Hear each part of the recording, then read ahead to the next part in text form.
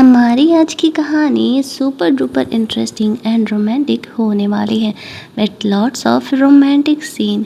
कहानी के एंड तक आप लोग ज़रूर बने रहिएगा। कहानी के स्टार्टिंग में हमें इस कहानी के मेन लीड जॉन को दिखाया जाता है। अपने कंपनी के वो मीटिंग में था तभी उसे बहुत ही वोमिटिंग सी फील होने लगती है। जैसे कुछ दिनों से उसके सिम्टम थे, उसे देख कर उसका सेक्रेटरी कहता है, आपके तो बिल्कुल प्रेग्नेंट औरतों वाले सिम्टम है। सीन यहाँ से कट होता है, फीमेल लीड वेन को दिखाया जाता है। एक फैक्ट्री में वो बहुत हेवी प्रोडक्ट उठा के लेके जा रही थी। उससे भी वैसा ही वोमिटिंग फील हो रहा था जैसे कि जॉन को फील हो रहा था। कंपनी गर्ल जीजी जानबूझ करके वेन को परेशान कर रही थी। वो कहती है, तुम्हें बस अमीर बनने के लिए अमीर लड़कों को पटाने आता है, इसी वजह से तुम उनके बच्चों को लेकर के प्रेग्नेंट हो। पता नहीं है किस बास्टर्ड का बेबी है, तुमसे एक काम ढंग का नहीं होता है, ये दवा तुमने खराब कर दिया, अब इसकी भरपाई कौन करेगा। ये कह के वो जानबूझ करके जीजी अपनी चमचियों के साथ मिल करके वेन को परेशान करने लगती है। कहानी यहाँ से 1 महीने पहले जाती है जहाँ पर कि वेन इस कंपनी में जॉब ज्वाइन करने के लिए आई थी। उसका प्लान ये था कि उसकी मॉम के हार्ट की बीमारी के लिए जो दवा है वो जॉन की कंपनी में बनती है।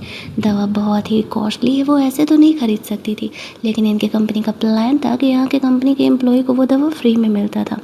दैट्स वाई वेन अप्लाई करने आई थी, लेकिन तभी वो जॉन से टकराती है, जो कि कहने को तो वुमेन से एलर्जिक था, लेकिन वो उस समय लव पोशन के असर में था। और जॉन वेन को देखते ही उसे अपने करीब खींचता है और उसे किस करना स्टार्ट कर देता है।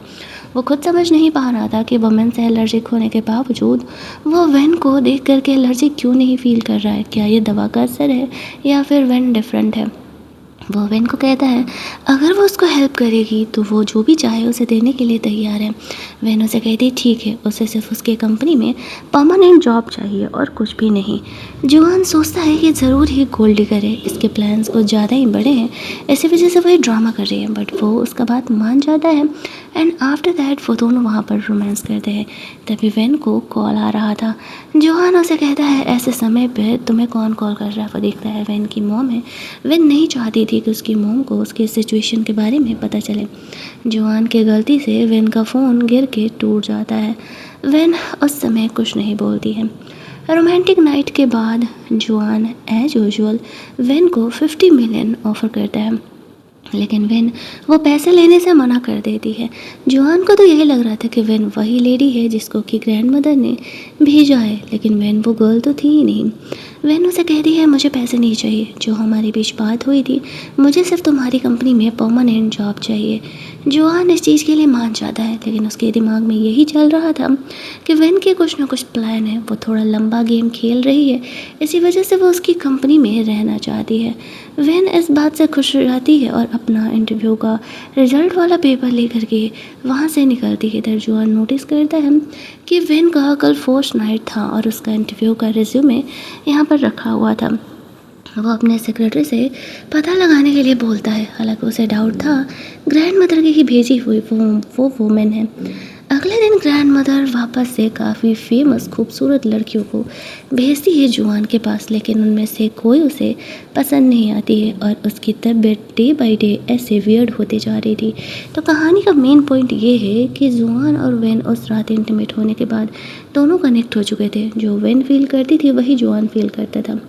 दूसरे समय हमें वही जीजी को दिखाया जाता है। वो जॉन से शादी करना चाहती थी, उसकी कंपनी में काम करती थी। वो जानबूझ करके अपने से खूबसूरत लड़कियों को इन कंपनी के इस डिपार्टमेंट में ज्वाइन ही नहीं करने देती थी। तभी वहाँ पर वेन आती है अपना रिजल्ट इंटरव्यू वाला दिखाते हुए जीजी को उसका ज्वाइनिंग प्रोसीजर आगे बढ़ाने के लिए कहती है। जीजी सोचती है वेन उससे ज़्यादा प्रिटी है और अगर वो यहाँ कंपनी में आई तो जॉन को पटाने का कोशिश करेगी। वो वेन की कोई बात नहीं सुनती है और उसे कहती है कि तुम लेट हो और हम तुम्हारा इंटरव्यू का कोई भी प्रोसेस आगे नहीं बढ़ाने वाले हैं। वेन का कहना था लेकिन वो इंटरव्यू पास कर चुकी है और उसे खुद बॉस ने ही यहाँ भेजा है अपना ज्वाइनिंग अप्रूव कराने के लिए। उन्हें लगने लगता है कि वो जानबूझ करके जॉन का नाम ले रही है। जीजी वेन का इंसल्ट करते हुए उसे नील डाउन करने के लिए बोलती है और कहती है तो ही वो सोचेगी कि आगे उसे इसमें जॉब देना है या नहीं। वेन सोचती है अगर उसने इस कंपनी में जॉब नहीं लिया तो भला वो अपनी मॉम के लिए दवाओं का इंतज़ाम कैसे कर पाएगी, और अभी तक तो उसका ग्रेजुएशन भी कंप्लीट नहीं हुआ था। किसी और कंपनी में जाना भी नेक्स्ट टू इम्पॉसिबल उसे लग रहा था। दैट्स वाई वो जीजी की बात मान जाती है। लेकिन जैसे ही वो नील डाउन करने वाली थी तभी वहाँ पर जोआन और उसका सेक्रेटरी आ जाता है। जोआन यहाँ पर वेन को नील डाउन करने से रोकता है। जीजी उससे बात करने का कोशिश करती है तो जोआन उसे झटक देता है। उसका सेक्रेटरी कहता है कि शायद तुम भूल गई हो कि जोआन वुमेन से एलर्जिक है। वेन सोचती है वुमेन से एलर्जिक है, तब तो वो रात इतना ज़्यादा एग्जॉटिक था, अगर नॉर्मल होता तब क्या होता, लेकिन वो कुछ बोलती नहीं।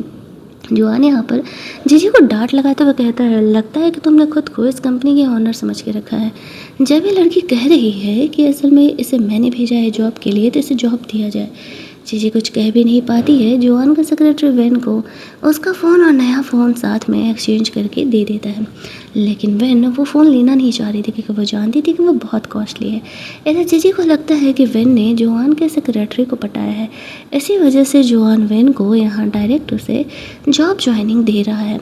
अब उसी दिन से जीजी वेन से जलस होते हुए उसे हर वक्त परेशान करने का डिसाइड करती है, और वेन सोचती नहीं वो ये फ़ोन नहीं ले सकती है। तभी उसे हॉस्पिटल से कॉल आता है, उसकी मॉम के ट्रीटमेंट के लिए 10,000 जोआन लगने वाले हैं। अब when extra part time job ढूंढने लगती है ताकि उसे पैसे जल्दी मिल सके, तो उसे बिना डिग्री के क्लब में काम मिल जाता है, जहाँ पर कि रात में वो अपना काम कर रही थी।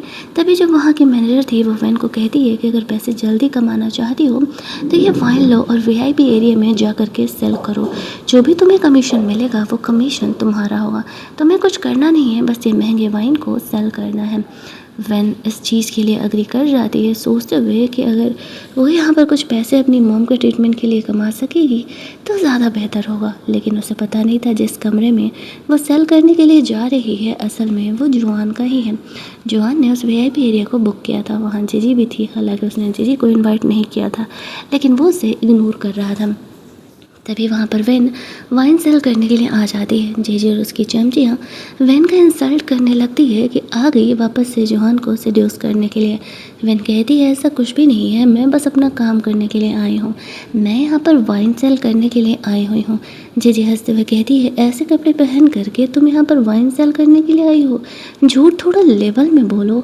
वो जोआन के दोस्तों को कहती है मुझे पता है ऐसी लड़कियों को वाइन सेल करने के अलावा भी एंटरटेन करने के काम होते हैं, जाओ तुम लोग वेन के मज़े लो। उसका दोस्त वेन को जाकर के परेशान करने लगता है। शुरुआत में तो जोआन इन चीज़ों को इग्नोर करने का कोशिश कर रहा था लेकिन वो एट द एंड इग्नोर कर नहीं पाता है। भले ही वो वेन को समझ रहा था गोल्ड डिगर, लेकिन वो उसे परेशान होते हुए नहीं देख सक रहा था। वो अपने दोस्तों को डांट लगाता है तो वो लोग वेन को जाने दे देते हैं।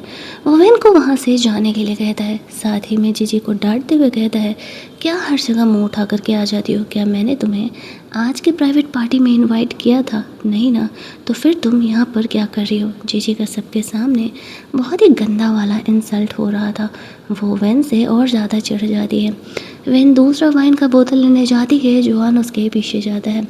वेन से वो पूछता है कि जो पैसे वो दे रहा है क्या वो काफ़ी नहीं है, वो यहाँ क्यों काम कर रही है? वेन कहती है क्योंकि उसे पैसे की ज़रूरत है, दैट्स वाई वो यहाँ पर काम कर रही है। जोआन उसे कहता है तुम्हारा ट्रांसफ़र मैं करवा दे रहा हूँ, तुम्हें ये काम करने की ज़रूरत नहीं है, और तुम्हारे मतलब प्रमोशन से जो भी तुम्हें एक्स्ट्रा पैसे मिलेंगे तो उसकी वजह से तुम्हें ये सब कुछ एक्स्ट्रा काम करने की ज़रूरत नहीं पड़ेगी।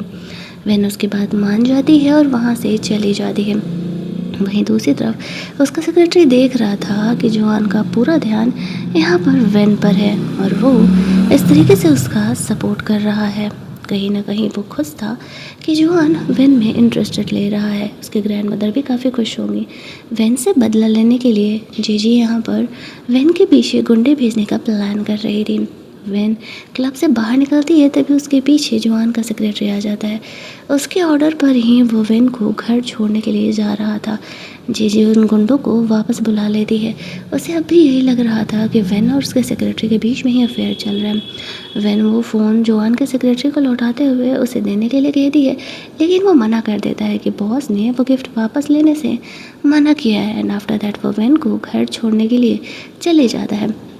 दूसरे दिन जुआन को ग्रैंड मदर का वीडियो कॉल आता है। वो उसे कहती है, मैंने तुम्हें इतनी सारी लड़कियों को भेजा और तुमने किसी को भी टच नहीं किया। क्या तुम चाहते हो क्या मैं बुढ़ापे में बिना पोता पोती का शक्ल देखे ही मर जाऊँ?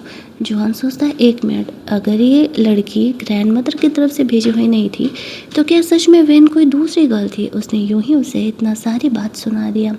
वो ग्रैंड मदर का फ़ोन कट करता है और वेन को ढूंढने के लिए निकल जाता है।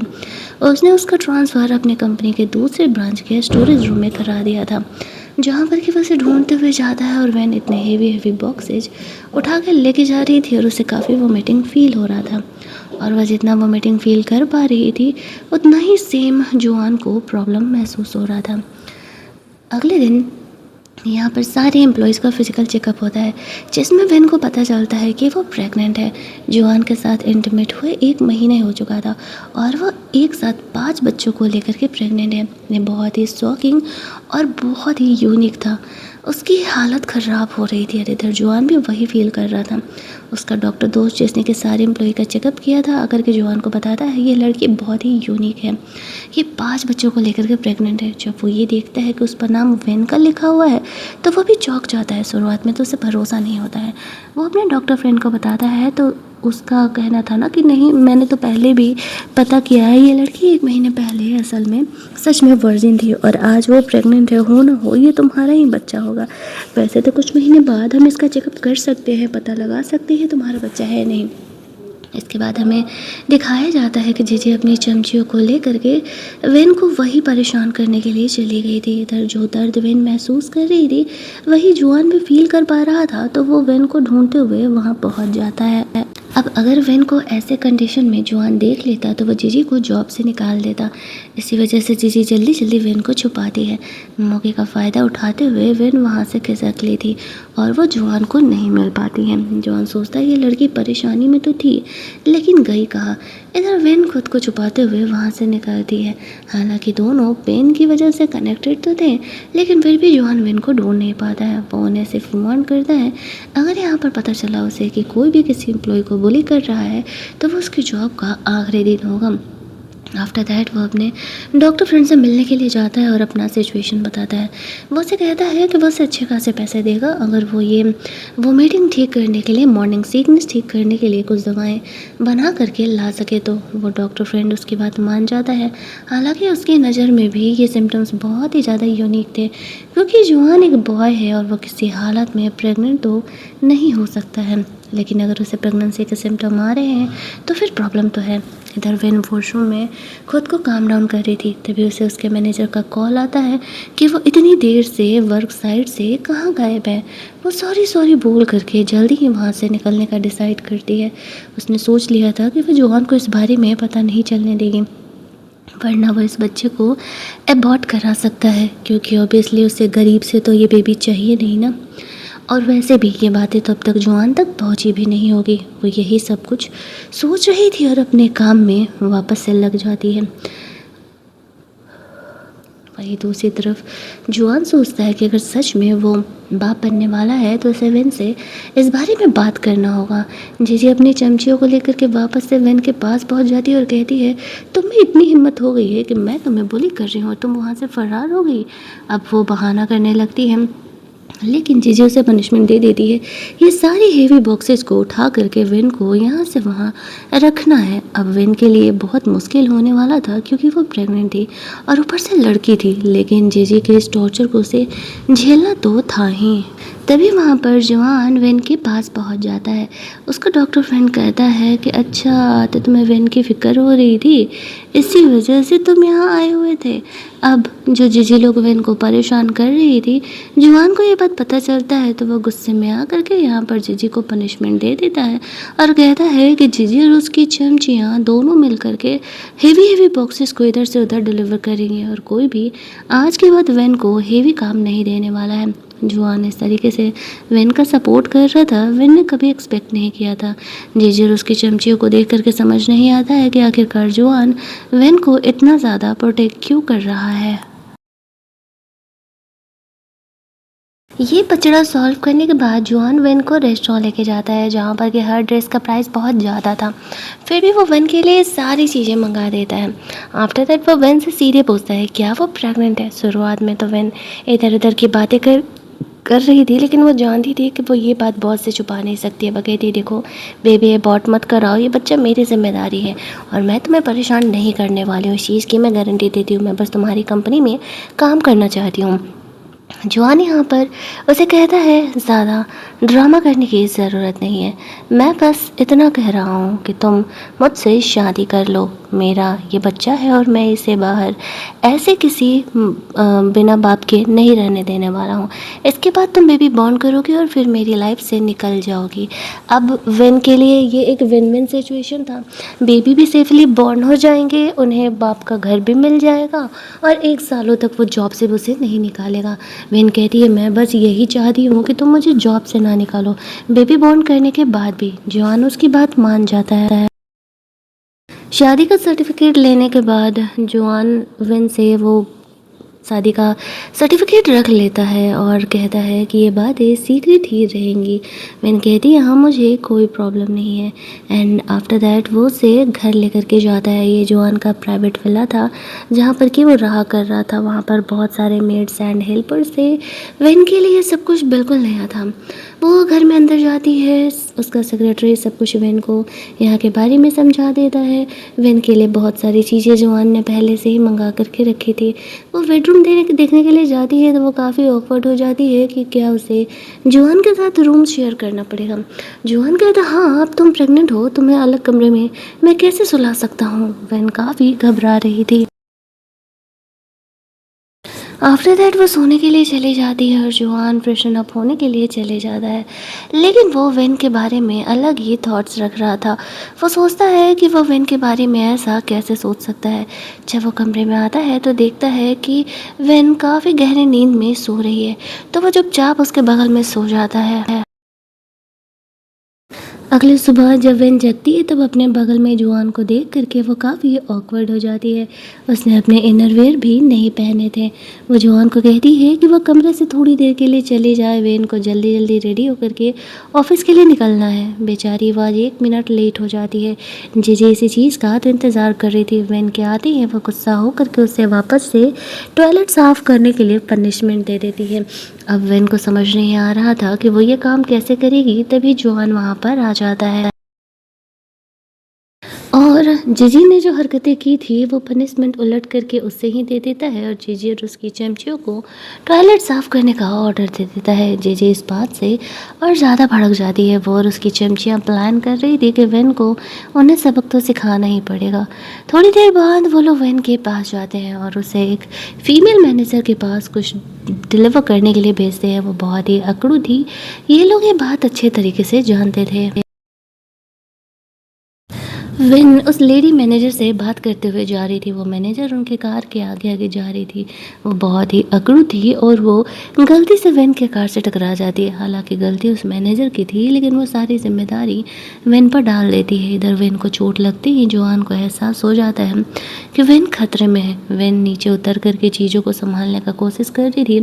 वो लेडी विन से कंपनसेशन की डिमांड कर रही थी कि वो उसे पैसे दे। उसने उसकी कार ख़राब कर दी। विन का कहना था कि असल में तुम मेरे कार के बीच में आ गई थी, गलती तुम्हारी है। लेकिन वो खुद को कहती है कि तुम्हें पता है ना कि मैं किस कंपनी में काम करती हूँ। तभी उसे यहाँ पर जॉन का कॉल आता है। वो पूछता है वेन किधर है। वेन कहती है कि उसकी कार का एक्सीडेंट हो गया और वो इस प्लेस पर है। जॉन उसे वहीं रुकने के लिए बोलता है। जैसे ही जॉन वहाँ पर पहुँचता है उस मैनेजर की तो हालत ही ख़राब हो जाती है। वो मैनेजर माफ़ी मांगने लगती है और कहती है कि मुझे नहीं पता था कि यह आपके साथ है। जॉन वेन को कार में अंदर बैठने के लिए बोलता है।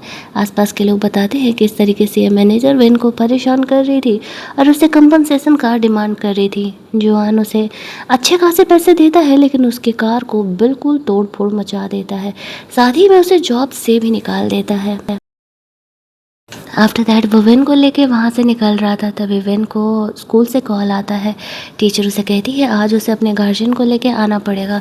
वो जुआन से कहती है कि उसे उससे एक फेवर चाहिए। जुआन को लगता है कि फाइनली वो अपने असली रंग दिखा रही है। जुआन के डैड ने मरते समय उसे समझाया था वो बहुत ही ज़्यादा अमीर है और जो भी लड़कियाँ उसकी ज़िंदगी में आएंगी ना, वो सिर्फ और सिर्फ पैसे के लिए ही आएंगी। तो जुआन को थोड़ा यहाँ पर संभल करके रहना होगा। इसी वजह से जुआन यहाँ पर कभी किसी से प्यार कर ही नहीं पाया। आज इसी वजह से वो वेन पर भी डाउट कर रहा था कि वेन एक गोल्ड डिगर है। लेकिन वेन जैसे उसे कहती है कि उसे स्कूल से कॉल आया और अगर आज जुआन उसका गार्जियन बन करके नहीं चला स्कूल में टीचर से मिलने के लिए तो उसे ग्रेजुएशन का सर्टिफिकेट नहीं मिलेगा।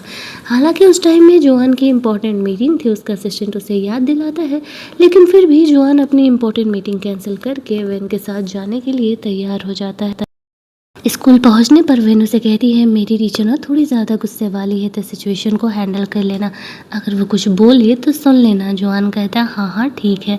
आफ्टर दैट वो लोग क्लासरूम में अंदर जाते हैं जहाँ पर कि टीचर वेन के बहुत ज़्यादा एब्सेंट होने की वजह से गुस्सा थी। टीचर जुआन को उसका असिस्टेंट बना करके, उसका कज़न बना करके मिलाती है और यहाँ पर जुआन चुपचाप टीचर की डांट सुन रहा था। टीचर उसे कहती है वेन की मॉम की तबीयत ठीक नहीं रहती है, इसी वजह से वेन अपने क्लासेस कंप्लीट नहीं कर पाती है। मेडिकल प्रॉब्लम नहीं होती तो वो कभी भी वेन को इतनी छुट्टी देती ही नहीं। वेन जैसे तैसे करके टीचर को कन्विंस कर लेती है और फिर वो उसे सर्टिफिकेट दे देती है। वो बहुत ही ज़्यादा खुश थी। फाइनली इतने मेहनत का जो उसका ग्रेजुएशन का फल था वो उसे मिल रहा था। जब वो अपना सर्टिफिकेट लेकर के बाहर निकलती है तो वो जुआन को उसका हेल्प करने के लिए थैंक्स कहती है। जुआन कहता है मैं कार लेकर के आता हूँ। तभी वेन की कॉलेज की गर्ल्स आ जाती है। ये लड़कियाँ वेन से जेलस रहती थी, खास करके ये लड़की जो कि अमीर फैमिली से बिलोंग करती थी, लेकिन वेन के मार्क्स हमेशा ही उससे अच्छे रहते थे। इसी वजह से वो उससे जेलस होती थी और वेन को कम मार्क लाने के लिए बोलती थी। लेकिन अगर वेन अच्छे एग्ज़ाम नहीं देती तो उसे पैसे नहीं मिलते ना आगे स्टडीज़ कंप्लीट करने के लिए। इसी वजह से उसे और ज़्यादा मन लगा करके पढ़ना पड़ता है। आज भी वो वेन को इसी तरीके से बुली कर रही थी। वेन को गुस्सा आता है और वो कहती है कि तुम हमेशा ही मेरे पीछे क्यों पड़ी रहती हो, आखिरकार तुम्हें मुझसे प्रॉब्लम क्या है। वो वेन का इंसल्ट करने लगती है कि वो इतनी गरीब है और इतना महंगा बैग लाने का उसका औकात कैसे है। ये बैग जुआन ने असल में वेन को गिफ्ट किया था, वेन को नहीं पता था। तब तक वहाँ पर जुआन कार लेकर के आ जाता है। वो वेन को बुली होते हुए देख करके बहुत ही गुस्सा करता है और कार से बाहर निकलता है। जुआन को देखती ही वो स्कूल पहचान जाती है और कहती है मेरे डैड तुम्हारे साथ बिजनेस किया करते हैं। वेन को तो लगता है कि शायद वो जुआन के लिए मुश्किल खड़ा कर रही है, लेकिन जुआन यहाँ पर उल्टे उसके डैड के साथ कॉपरेशन कैंसिल कर लेता है। वह लड़की वेन के पैर में गिर के गिड़गिड़ाने लगती है, लेकिन जुआन वेन को उसे माफ़ नहीं करने के लिए बोलता है, क्योंकि उसने उसकी बातों को सुन लिया था और वह समझ गया था कि वो पहले भी स्कूल में वेन को परेशान किया करती होगी। रास्ते में जब वेन जुआन को थैंक्स बोलती है तो जुआन उसे कहता है जब तक हम दोनों का कॉपरेशन एंड नहीं हो जाता तब तक मैं तुम्हें सपोर्ट तो करूँगा ना। तभी उसे ग्रैंड मदर का वीडियो कॉल आने लगता है। ग्रैंड मदर खुद को हर्ट करने का धमकी दे रही थी जुआन को, तो वेन को बीच में आना पड़ता है। वो ग्रैंड मदर से बात करती है और उसे कहती है असल में वो जुआन के बेबी को लेकर के प्रेग्नेंट है और वो लोग उनसे ही मिलने के लिए आ रहे थे। तब जा कर के ग्रैंड मदर यहाँ पर थोड़ा सा काम डाउन हो पा रही थी और जुआन को तो ये लग रहा था कि वो अपना गोल्ड डिगर होने वाला प्लान चल रही है ग्रैंड मदर को अपने कंट्रोल में रखने के लिए। वेन कहते हम सॉरी ग्रैंड मदर की ऐसी हालत देख करके मैं खुद को रोक नहीं पाई, हम चल के उनसे मिल लेते हैं, मैं सारी चीज़ें क्लियर कर दूंगी। जुआन ग्रैंड मदर से मिलने के लिए वेन को लेके जाता है। वेन देखती है जुआन का असली घर बिल्कुल एक कैसल की तरह इतना खूबसूरत, इतना बड़ा है। वो घर के अंदर जाती है। ग्रैंड मदर यहाँ पर वेन से मिलती हैं तो वो बहुत ही ज़्यादा खुश थी उससे मिल कर के और यहाँ पर वो वेन को काफ़ी ज़्यादा सपोर्ट भी कर रही थी। ग्रैंड मदर को जुआन कमरे में लेकर के जाता है कि आप थोड़ा सा आराम कर लीजिए, पूरा दिन है वेन से बात करने के लिए। तभी जो घर की मेड आती है वो यहाँ पर वेन का इंसल्ट करने लगती है और ये सोच करके कि ये गरीब घर से बिलोंग करती है वो उसका मजाक उड़ाने लगती है और ये चीज़ जुआन देख लेता है। आते ही यहाँ पर वो उस लेडी को जॉब से निकाल देता है। ग्रैंड मदर यहाँ पर आती है, उन्हें तो लगता है कि ग्रैंड मदर उसका सपोर्ट करेगी, लेकिन वो अपनी बहू वेन का सपोर्ट करती है और वो उसे जॉब से निकाल देती है। वेन को काफ़ी अच्छा लगता है ये देख कर के जोआन की फैमिली उसे इतना सपोर्ट कर रही है। ग्रैंड मदर वेन के लिए बहुत सारे गिफ्ट्स वगैरह लाई थी, लेकिन वेन उन गिफ्ट्स को लेने से मना कर रही थी और कहती नहीं नहीं ग्रैंड मदर, मुझे इतने गिफ्ट की ज़रूरत नहीं है, वैसे भी 1 साल बाद तो मैं जोआन से डाइवोर्स लेने वाली हूँ। ग्रैंड मदर उसे कहती है नहीं नहीं, डाइवोर्स तो मैं तुम्हें लेने नहीं दूंगी, आज से तुम मेरे घर की बहू हो।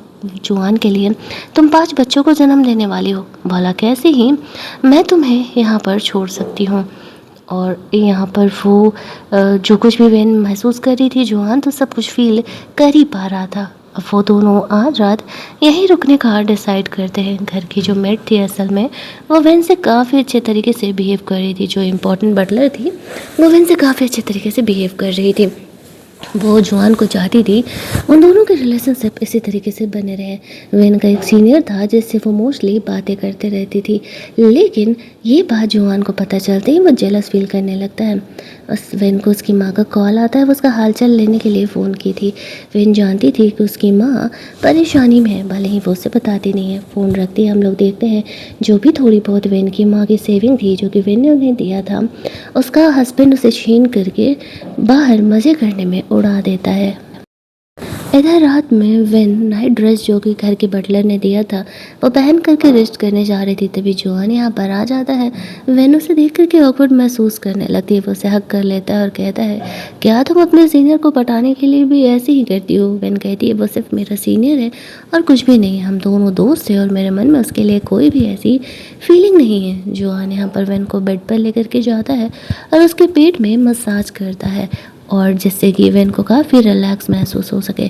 जोआन का इतना केयरिंग बिहेवियर वेन ने अपनी लाइफ में कभी एक्सपेक्ट नहीं किया था, बट वो ये जानती थी कि वो ये सब कुछ सिर्फ आने वाले बच्चे के लिए कर रहा है। उसके मन में उसके लिए कभी कोई फीलिंग हो ही नहीं सकती है। वो उसे आराम से रेस्ट करने के लिए बोलता है।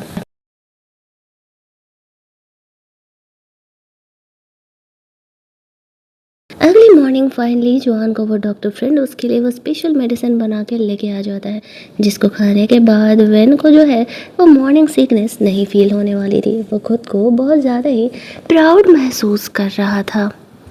जब यहाँ पर थोड़ी देर बाद वेन नाश्ता करने के लिए आती है, वो देखती है कि जोआन ने उसके लिए अपने हाथों से फूड बनाया है, जो कि देख तो बहुत ही टेस्टी रहा था, लेकिन उसे खाते ही वोमिटिंग फील होने लगता है। अब सेम जोआन को भी लगता है। तब वेन कहती है तुम्हें वोमिटिंग क्यों हो रहा है। जोआन कहता है वो तुम्हें वोमिटिंग लग रहा था ना, बस इसीलिए। उसके कहने पर घर की हेल्पर वेन को वो दवा देती है, जिसके खाते ही उसको वोमिटिंग अब नहीं लग रहा था। वेन को लगता है कि शायद जोआन उसे हेट करता है, इसी वजह से वो उसे देख करके नौसिया फील कर रहा है। वो कंपनी के लिए निकलने लगता है, लेकिन वो उसे कहता है कि चलो साथ में मैं तुम्हें छोड़ देता हूँ। अब वेन उसे मना भी नहीं कर पाती है। थोड़ी ही दूर आगे जाकर के वो उतर जाती है, ये कहते हुए अच्छा हुआ कि कंपनी वाले मुझे देखे ना, और हाँ आज थोड़ा ओवर टाइम होने वाला है तो मुझे लेने के लिए मत आना। वेन के जाने के बाद जोआन सेक्रेटरी को कॉल करके तुरंत ही सारे एम्प्लॉयज़ को ओवर टाइम करने से रोक देता है। वेन चुपचाप जाकर के अपने काम में लगने वाली थी, तभी वहाँ पर जो जीजी थी आकर के वेन को परेशान करने लगती है। उसने उस मैनेजर को ऑफेंड करके बहुत बड़ी गलती कर दी। अब वेन सोचती है कि ये मैटर तो जोआन ने संभाल लिया था, तो फिर ये मैटर बाहर कैसे आ रहा है। जो जीजी थी वो वेन को परेशान करने की कोशिश कर रही थी। वापस से जोआन उसके सपोर्ट में आता है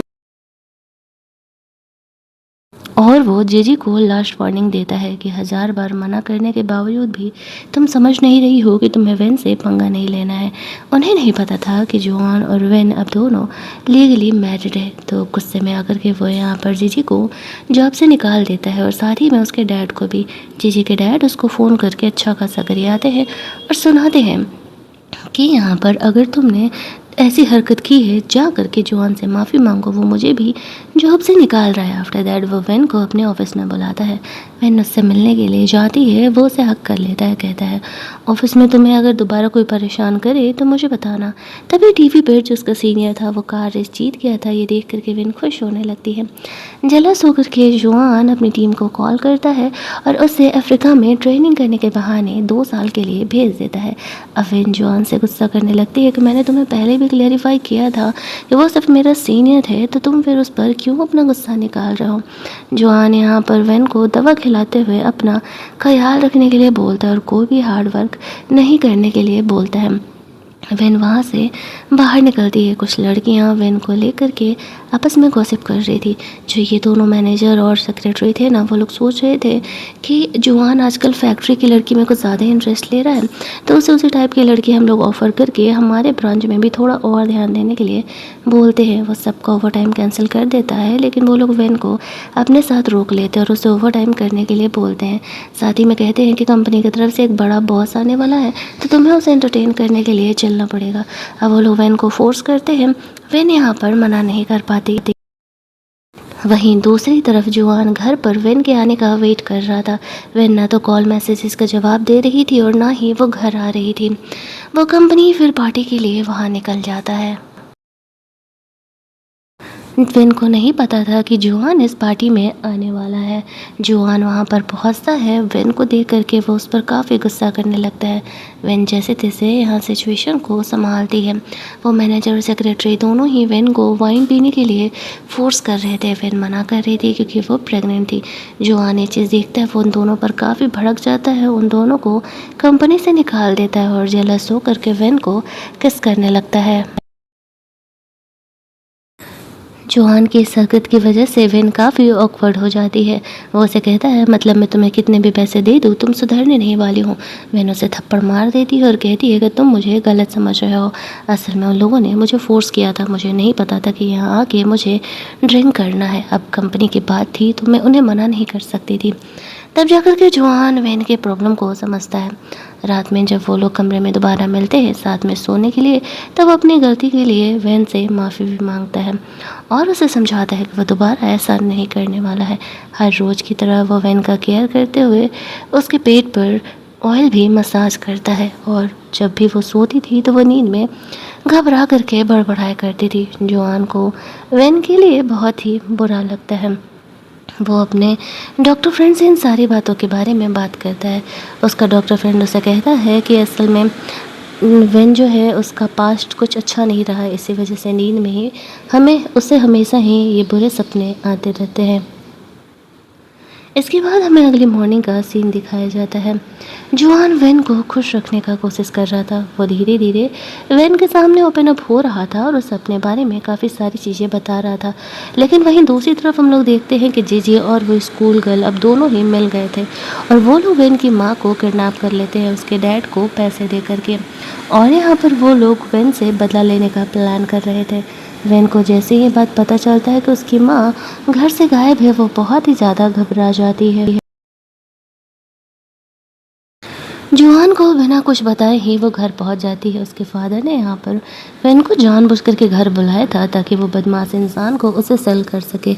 वहाँ पर पहुँचती है जीजी और स्कूल गर्ल को देख करके वो समझ जाती है कि असल में ये उन लोगों का प्लान है और वो लोग उसे उस बदमाश इंसान को सेल करने का प्लान कर रहे थे। बट थैंकफुली वहाँ पर जुआन पहुँच जाता है क्योंकि वो वही सेम पेन को फील कर पा रहा था जो कि उस समय वेन फील कर रही थी।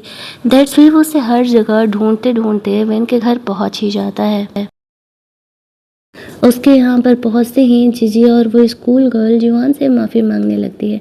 इस पॉइंट पर जुआन को पता चलता है कि असल में वेन की माँ को हार्ट की बीमारी और उसी की दवा को फ्री में लेने के लिए वेन उसकी कंपनी में काम कर रही है। तो ही वो समझता है कि वो क्यों हर बात पर इंसिस्ट कर रही थी कि उसे इस कंपनी में काम करना है।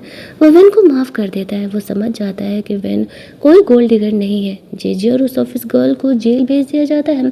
साथ ही में वेन के डैड को भी जेल भेज दिया जाता है। वेन की मॉम को हॉस्पिटल में एडमिट कराया जाता है और अब उनकी हालत पहले से बेहतर थी।